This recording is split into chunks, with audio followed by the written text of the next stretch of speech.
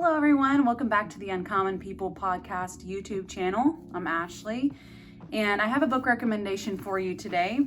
So we're kind of in a weird time right now with all of the pandemic stuff going on. And so I've encouraged a lot of people to make time to read, because if we don't have anything else to do, we might as well spend the time wisely while we have it. And I finished this book a few weeks ago.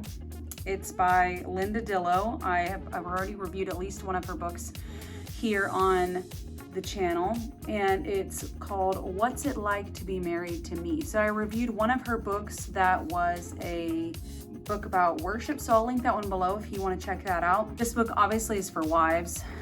Well, it's really for husbands, but for wives to read, and asks a lot of good questions, obviously, as the title indicates, about your role as a wife, and she gives you some different challenges and stuff. So I'll just talk about how this book is set up and what I got out of it and whether I recommend it or not. So to get started, I'm going to flip over to the table of contents here. I was looking at some of the things that I had underlined too. And the question that she asks, different ones, she does a little preface with the title By Design, Not Default. So talking about our role as a wife and its design. And then the questions she asks are, what is really important to me? What does it feel like to be my husband? Am I willing to change my attitude? What will it take for me to get close to you? What is it like to make love with me? Why do I want to stay mad at you? Is it possible to grow together when things fall apart? And then the final chapter is The Woman in the Mirror. So each question covers a chapter. And part of the activity that she has you do toward the beginning of the book is to write out a marriage mission statement. And she sets that up with a couple of chapters. And I'll just read some things I have underlined as I go through here. And it says, sometimes what is most important to us is not obvious and can be seen only by how we respond to our husbands in our everyday life. So she's talking about what's really important to me in that chapter. This is on page 25. Jesus didn't mince words about keeping first things first. He said, love God first and love your neighbor as yourself. Simple and clear. So who is your closest neighbor? The one who shares your bed and your daily bread, your husband. Another quote on page 33, and this is, I think for all women, it's a valuable reminder, but this has been a particularly helpful for me. My goal for my marriage has to be something I can control, something I can work toward. It's really helpful to realize in any relationship when we're working with other people that we can only control ourselves. We can control our response to other people, but ultimately when it comes down to it, other people are going to make their own choices. And we can hope for a better outcome on their part by controlling ourselves well, but we really can't control another person at all, which can be frustrating and disappointing sometimes as a person, even. I was going to say as a wife, but just in any relationship to realize. So she gives the opportunity and instruction and a bunch of different examples of different ways to write a marriage statement.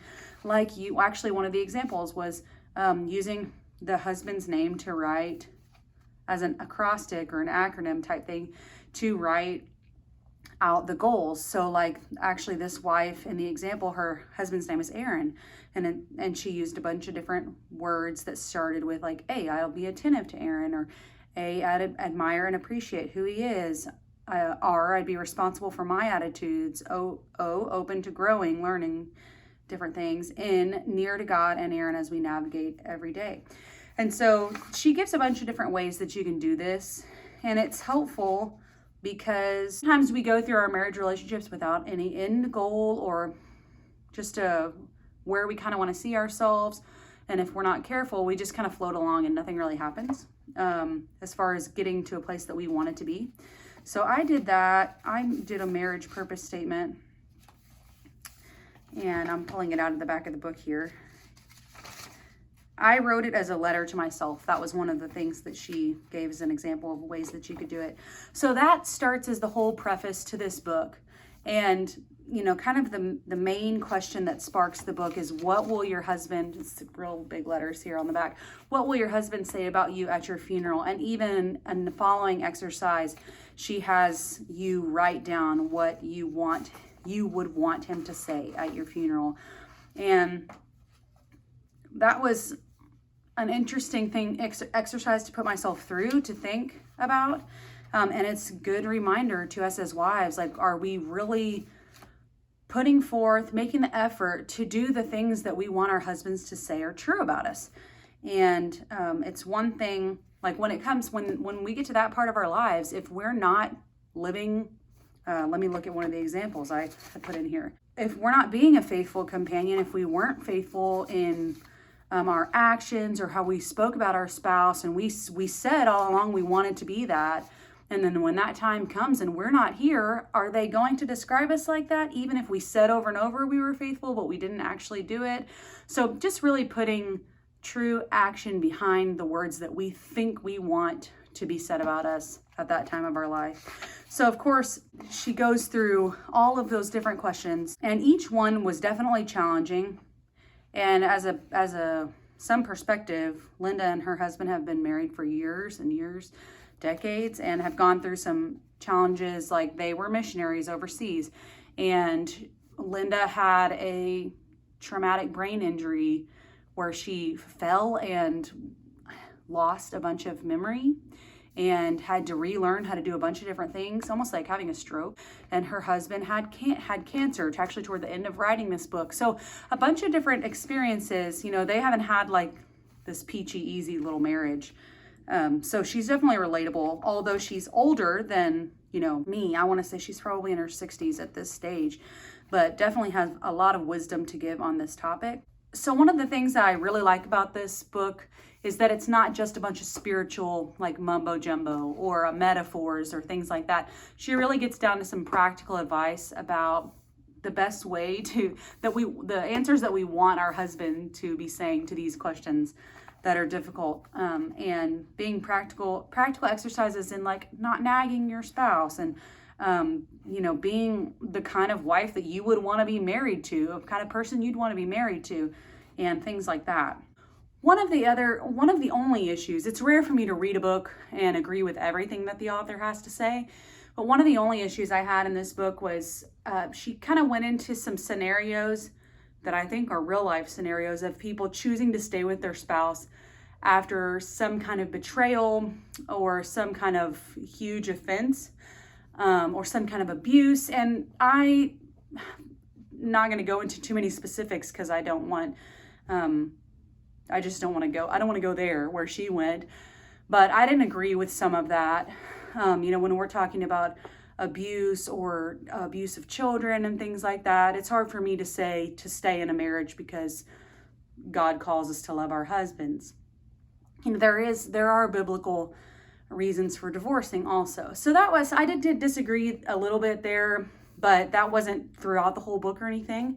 And it does prove a good point that, you can stay in your marriage and be committed to your spouse when there's challenges and difficulties. That's just a fact of life if you choose to do that. And I think if you leave someone because of difficulty, you're not going to get into another relationship where there are no difficulties. Every marriage, every relationship is going to face some kind of challenges, and sure, to measuring degrees of intensity, but still no marriage is going to be without some challenges and some issues that you have to deal with, sometimes repeatedly or regularly. So on the whole, I would definitely recommend this book. It was challenging. It helped me grow. It's a good shift in perspective on some issues.